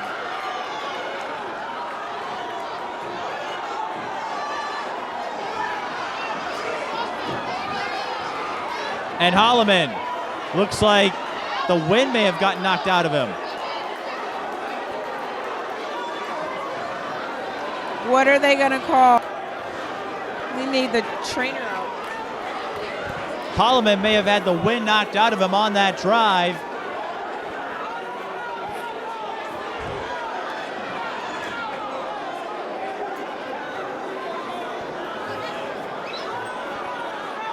I didn't see any foul call. I didn't see a foul call. So I either. believe we're going to have overtime.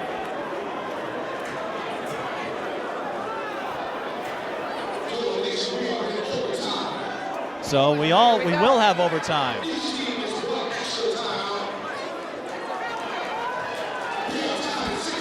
All right, Holloman looks all right. He's angry. Good, that's good. And I guess if you're going to have that injury or that scare, it's good that it happened at a clock stoppage because you don't have to sub him out. Right, Holloman, right. We're glad to see him get up. Did you? And it looks like your phone got fixed. Abe's phone. Or Abe's phone. So each team gets an additional timeout. Fouls carry over. So North is going to once again have to manage Johnson, Wilson, and Brown with 4 fouls. But Hopkins, you've got Dane Zimmer with 4.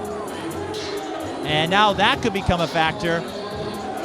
It's only fitting that the rubber match, as usually the third meeting is called, would have an extra session. Right. What else can we ask for? We get another 4 minutes of this. And that last possession highlights the unrelenting drive of both teams, the character, their will to win. Holloman was looking for the game-winning bucket. He was rejected. That means they were playing Neither hard on team, both ends. right. They will not give up until the whistle blows. This is why both schools have become perennials in their classes. They refuse to back down. They refuse to stop until the clock reads 0. It's only fitting that we have an overtime, and that's a traveling call. Lucky for Najee that he got called for traveling. Otherwise, North had a fast break look. North led by as much as 11. Hopkins was up by 3. Taylor Johnson drilled a 3-pointer from the corner to bring us to overtime.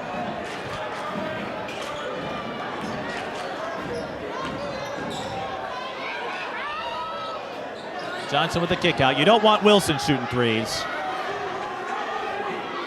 Neither team has played an overtime game this year. This is when that strength and conditioning comes in. And Hopkins, with playing a little bit of his own, North gonna use up some clock. This brings shades of the 2015 state tournament, or 2014 I should say, with Shakopee and Hopkins, the state semifinal, which went to 4 overtimes. Wow. Beauchamp for 3. That's off the mark, but he hustles for his own rebound and puts back his own miss. That's great. Hopkins is speedy like that. And going into that zone will help Hopkins save their legs too, especially if they haven't seen an overtime game this season. And it worked for them in the first half.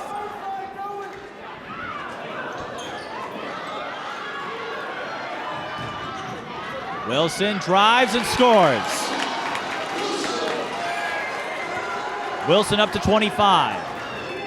That 4 overtime game with Shakopee, the Sabres put on a zone, and Hopkins was content to run at the clock. If it wasn't for a half-court heave from Amir Coffey, that game could have had 6 or 7 overtimes. Wow. Hopkins ended up losing to Lakeville North that year when J.P. McCura went off for 42.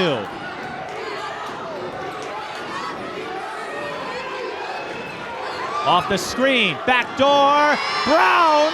That was a block. By the skin of his teeth.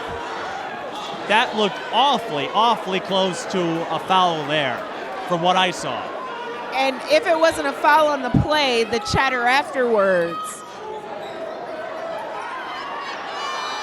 And Hopkins trapped there, so they'll use one of their timeouts. I believe they have one left. And that's that swarming defense right there from North. I always tell players, before you take the ball from the ref, make sure your team's set, because he starts counting as soon as you take that ball. And you can buy a little time by just standing on the other side of the inbounds line.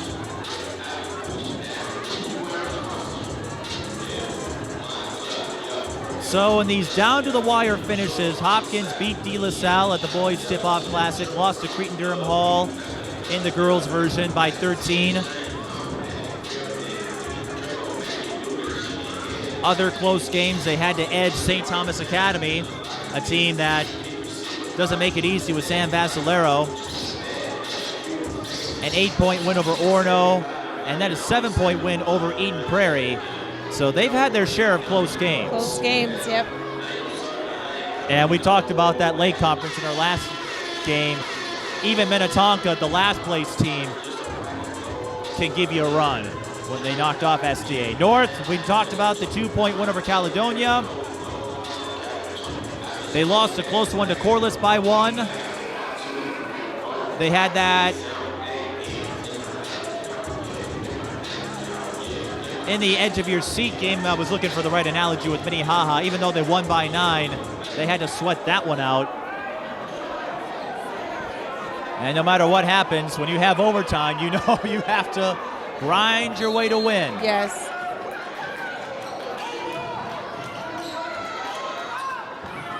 Another putback. Zeke Naji, Mr. Clean. I was to say he's the putback king tonight. And Hopkins has beaten North on second chance points all game.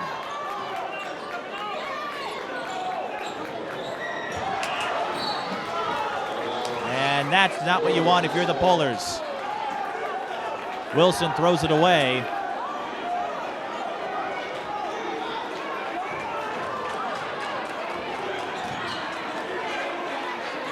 And Trey's going to pressure him all the way up the court. Well, this may have been the best opportunity yet for the Polars to knock off the Royals, but foul trouble on Wilson and Johnson stymied North's offensive production.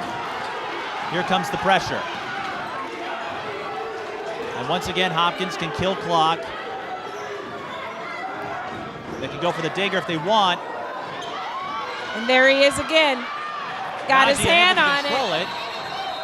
Got his hand on it.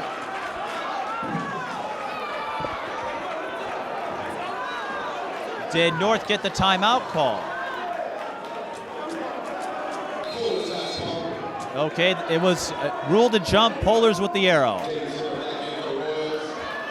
So North got the stop. Hopkins went for the dagger, didn't work out, but North still has to work their way out of a deficit here, 1:10 to go. And you gotta play smart. And there's no need to rush. There's a whole minute left on the clock. You're only down by 2. There's no need to rush. Wilson draws the foul, and that's the last for Zimmer. He's done. And so now he's shooting 2. He's shooting shots 2, to make although these count. Wilson not the strongest of free throw shooters. Right. So you have to be ready no matter what happens. No matter what, you're going to have to get another stop. No, they're going to call the foul on Najee. I thought it was going to go on Zimmer. So that's the 4th foul on Najee.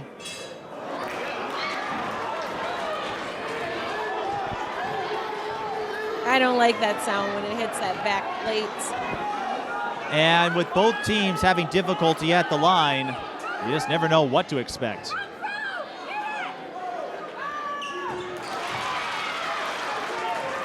Wilson gets the second to fall, but North still trails, so they're going to need another stop. Beauchamp looked like he was trying to draw the foul there. The foul situation irrelevant now. 38 seconds. Whoa! I would say that's Najee. a boss move. But they do get the foul. Najee took a gamble, but with Hopkins and their offensive rebounding prowess, it paid off. Right. They'll shoot free throws here. But as we've seen, free throws are not a guarantee. Taylor Johnson is fouled out. So Taylor Johnson, who forced overtime with the three-pointer, will not be available. And Anthony Davis at the line.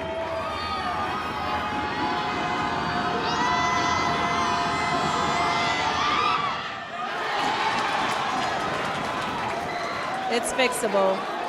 Well, it's not over yet. Remember, Right. even if he misses this, whoever gets the rebound, that will be crucial. And he makes the second. Both teams 50% from the line. North can tie with a 2 or take the lead with a 3.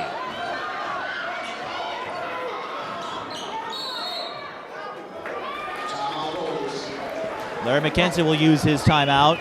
Trey had the look like, I am about to go to work. 19 seconds left. We got a timeout called by North. And how frustrated would North be if they end up on the losing end of another one-possession game with Hopkins? 98-96 2 years ago, 95-92 last year. And if they're unable to score, it's 68-66 right now. Gosh, that's tough. It's tough. Taylor Johnson out of the game, so you're going to have to find someone else. My guess is they'll try to feed it to Biggs. Or Trey. Well, keep in mind, Trey has not scored Right, he hasn't in the scored, second half. but we know he can score. And Hopkins knows that he hasn't scored either. So they might leave him.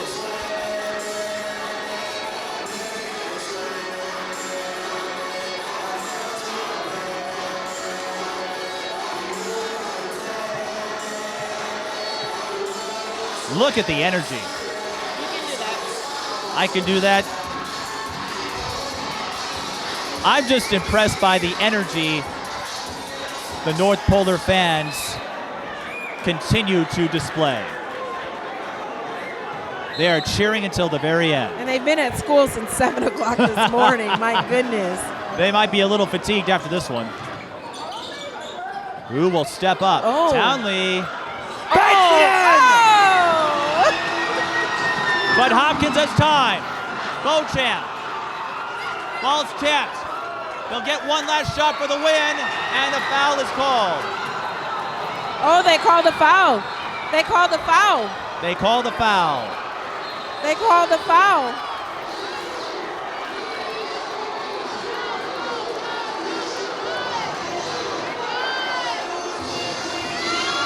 Hold on, the officials will discuss it. I heard the signal. The clock reads 0.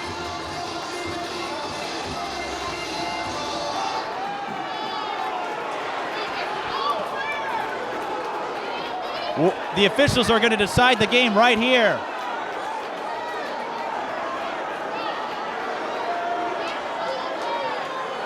Now the clock doesn't have tenths of a second like other schools do, so there is no way to know how much time was on the clock, and it's so loud in here. Yeah, this kind of reminds me of the Maranatha game when they called a foul and there was a tenth of a second left on the.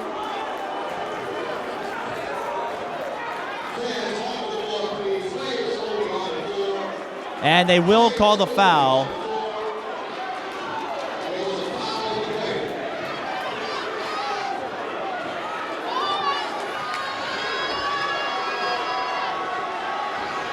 And that's, you know what? I agree with that call there. I did not hear the buzzer go off before the foul. So this is the right move. Was he shooting a 3 or was he shooting a 2? They did not call it a shooting foul. So Davis needs to make both for the win.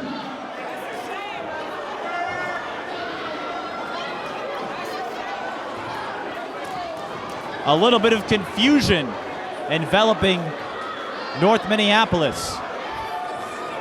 Anthony Davis split his last time up. He has to make at least one.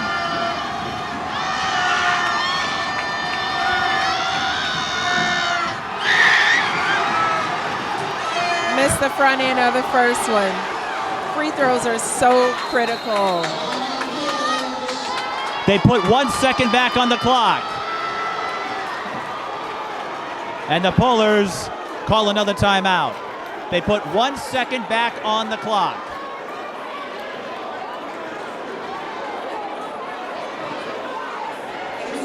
Just when you think you've seen it all in this game. We have the freshmen come in, hit the three-pointer, take them up by 1, and then the foul underneath the basket.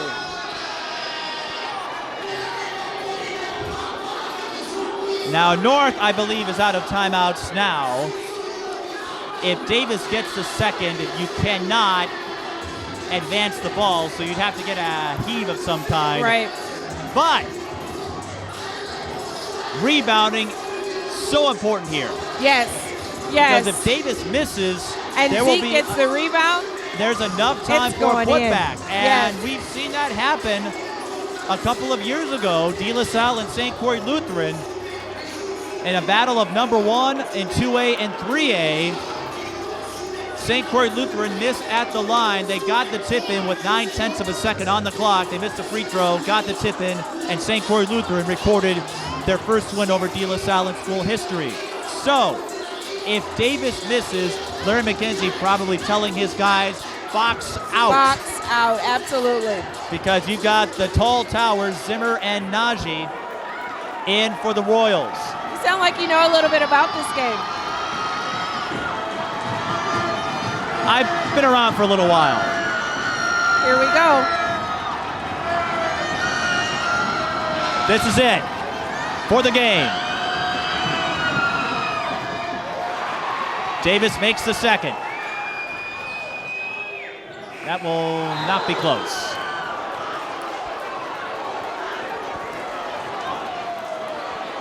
I don't believe it. North wants both teams on the precipice of victory. And but once again, Neither side refusing to back down. We're going to have double overtime. Oh, my. You didn't have any plans after this game, did you? No. Now, here's the problem. Taylor Johnson no longer in the game for the Polars. Hopkins does have 2 players with 4 fouls. You would think Hopkins would have the edge here, but the way this game is going. Right. You just don't know. I mean, I'm at a loss for words. You just don't know what's going to happen. So Taylor Johnson will finish with 27. Once again, if Trey Holloman could find a way to get back on the score column, that might be enough. Right. I think if he gets his hand in that passing lane, gets him to steal a wide open breakaway, that'll get him going. And how about Townley? He had 1 field goal all game, and under the most intensive pressure, banks in a 3-pointer to keep this game alive. And he's a freshman, and he came in and he played great. A 6'6" freshman. Yeah, came in. I thought post players weren't supposed to shoot that far. You do what your team needs you to do. Oh, man, oh, man. I can't imagine the fatigue they're experiencing right now, though. I'm just impressed how Abe is calm and stoic. Nothing is rattling him. Abe is focused on his task. In fact, he's so intense, he's not even noticing that I'm talking about him right now. Right, I probably could learn a thing or two from him. I get so distracted. Well, I want to give props to all of our crew for putting up with the 2 overtimes. We thought it would be a photo finish. I don't think we expected an extended photo finish like this. Right.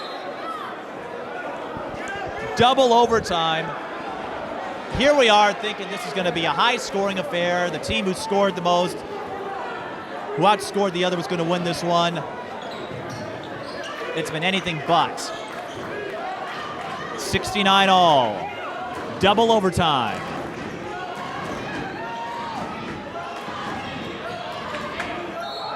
Foul on Townley, count it for Zeke Najee. It's got to be every man for itself. You got to hold your own man now. And I believe that's the 4th on Townley. So when you step away, you have 2 dominant post players that they'll drop it off to all day. It is the 4th on Townley, and again, this is where you'd love to have Eli Campbell if you're the Polars, but you got to find a way. And Najee completes the 3-point play.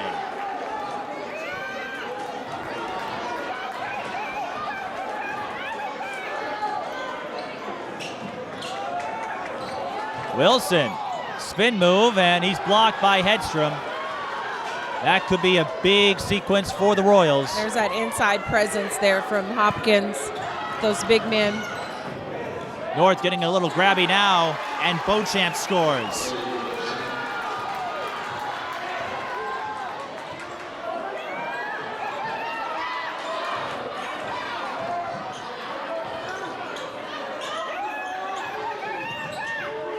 Holloman rattles out.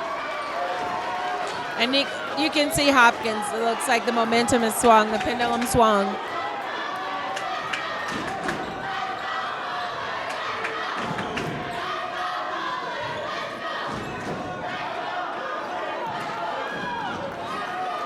North without their floor leader in Taylor Johnson. Beauchamp for the dagger. No good. And an over the back foul. But North is down by 5, and in an overtime session without a shot clock, 5 can feel like 10. Just the first on Hedstrom.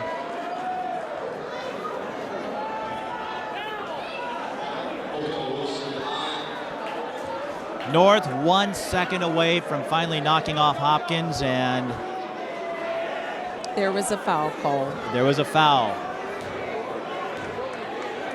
That's a better way to put it. There was a foul. Nice to see him making a free throw.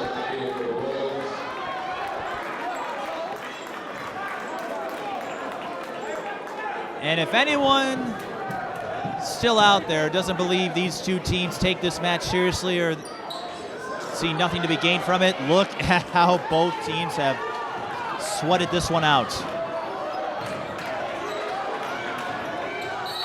There's a foul on Brown. He's done. No, we're going the other way. I thought that was going to be a foul on Brown for the reach-in. Instead, an offensive foul on Hopkins. I thought so too. It's just the second on Walton, but North still has a lifeline.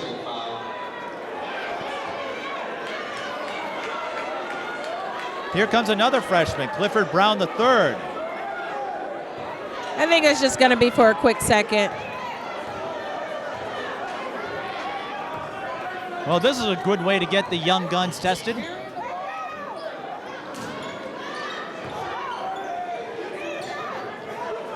And this is why Larry McKenzie schedules so many tough opponents throughout the year. In-state, out-of-state.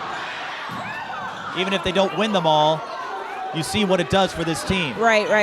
And it gets them prepared for tournament time. Townley was blocked. Got to know who your player personnel is in there now. Hopkins on the run, alley-oop, no good. North still with a chance. Holloman for three. Off the heel, and that might be enough. We shall see.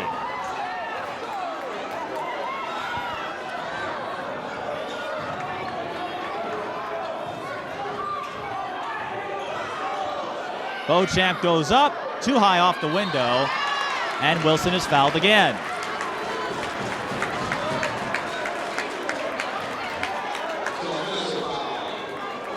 That's the fifth on Dane Zimmer, so he will leave the game with 2 points, but Wilson a little spotty at the line. However, he just needs to make one to make this a one-possession game again. And given the theatrics we've seen over the last few minutes, a one-possession game could mean anything.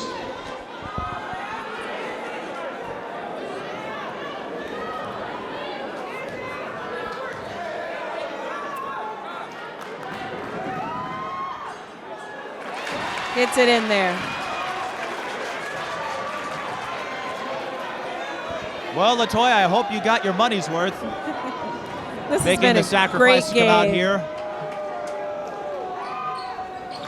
Demaya and I are going to have a lot to talk about in the car. She'll tell me all about her game. I think everyone will have a lot to talk about. Another exciting game that needed 2 overtimes to complete. One possession game, 74-72.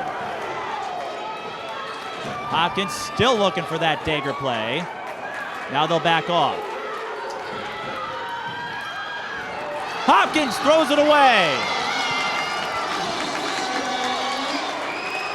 And North still refuses to lose. I thought when Hopkins went up by 5, that might be enough. North, it's not going to go away. They're not tired yet. They're not going away.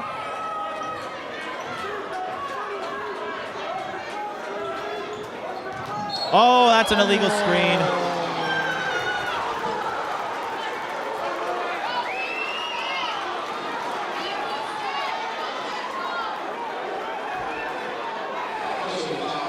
That's the 5th on Townley.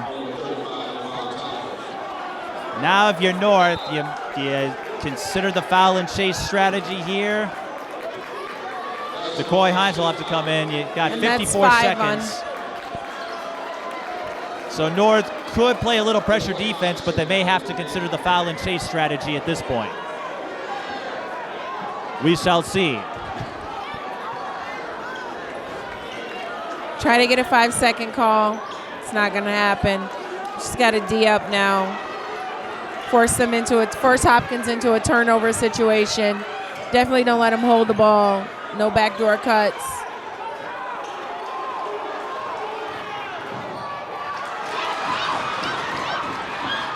Wilson. Pump fake. Oh!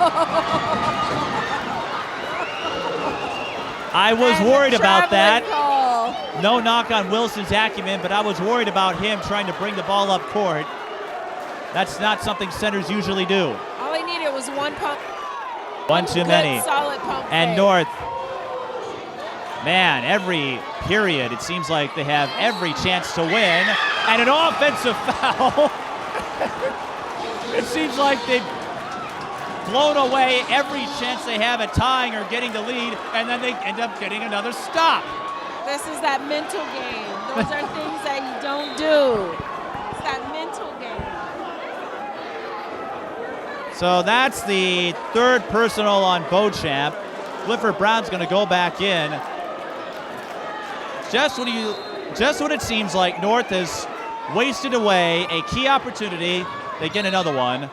Larry McKenzie's going to call a timeout, and given the last couple of possessions, an offensive foul and a traveling violation, I don't blame Larry McKenzie. Abe is a little flabbergasted at the foul, and I was a little surprised too. Yeah. I didn't see a lot of contact. I saw it. It's like the end of the first overtime. We've seen everything. We've seen them play through contact. We've seen a little nudge get called. I'm not even going to bother asking you what to expect these last 20 seconds. Oh, God. I don't think there's no point in asking you. Just throw them up and let them fall. Given everything that's happened tonight, I wouldn't be surprised if a granny shot ends up being the game winner. That would just top it all off. That would top it all off. We could just send the whole film then. Odell Wilson up to 29. Trey Holloman is 9. Once again, has not scored since the first half. And for Hopkins, Zeke Najee with 21. Blaise Beauchamp with 16. The putback game has been the strength for Hopkins, but North, how many opportunities have they had? Oh, my goodness. And they'll get another one here with 20 seconds to go. So do you go for the 3? Well, you did that the last time, and then you fouled them. If you're open, I'd say take it, but let's just see what happens these last 20 seconds, because I have no idea. There it is. There's a foul.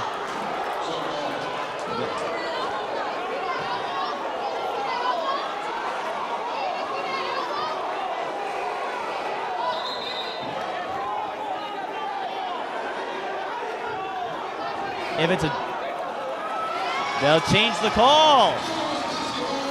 So we get another chance here. It was originally ruled a foul. North had the arrow. It was reversed to a jump ball.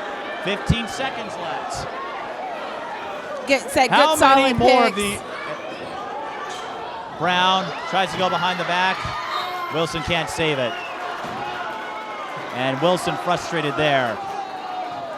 That has been the story of North in these overtimes. So many chances, and they cannot close out. Yeah. Set good solid. And that was just He's right a there. miscue. Yeah. Yep. Yeah, Wilson opened in the back door. You just couldn't hook. If Taylor Johnson's there, maybe a different story, but it's been that kind of a game for the Polars. They've been close, but not quite. You're going to have to foul now. We'll get a 5 call. They do not. Time expires, and North once again comes up short against Hopkins. The Royals win 74-72. Another one-possession game, and if you're North, you're going to be angry at yourself because you had so many chances in the first overtime, in the second overtime, and in the second overtime, it was a litany of turnovers. Right. I think watching the film of this, they'll be able to make some adjustments, and hopefully that won't happen again. Najee finishes with 21 to lead the Royals. Blaise Beauchamp gets 16. Give them credit. They were down by 11, and they got North's big men in foul trouble, and their strength on second chances helped them sweat another close one with Minneapolis North. Right, and Zeke in that middle for Hopkins did a bang-up job on North, capitalizing on them not boxing out. So maybe not the way you wanted this to end with how much excitement we had in these games. A lost possession and Hopkins running out the clock, but that's the way it goes. That's the way it goes. Odell Wilson with the game-high 29, Taylor Johnson with 27, and I think another big story, Trey Holloman did not score after the first half. But this is why you play the games, and North This might be the toughest loss to Hopkins yet. You have to feel one of these years they'll finally get them, but it'll have to wait until next year. And we'll be back again next year. If we can survive that long. That was quite a game. What a finish. It was. And we figured it would come down to it. We thought it might be 100-98. Didn't quite get up that high, but They shocked us with the defense. and 2 overtimes. So that wraps things up from here. It was such a long game. We're just going to, I think, wrap things up because I think everyone needs to get some sleep. Yes. 74-72 the final for LaToya, Turk, and our entire crew. I'm Mike Peden. Thank you for watching high school boys basketball. Hopkins knocks off North and remains a one-loss team, 74-72.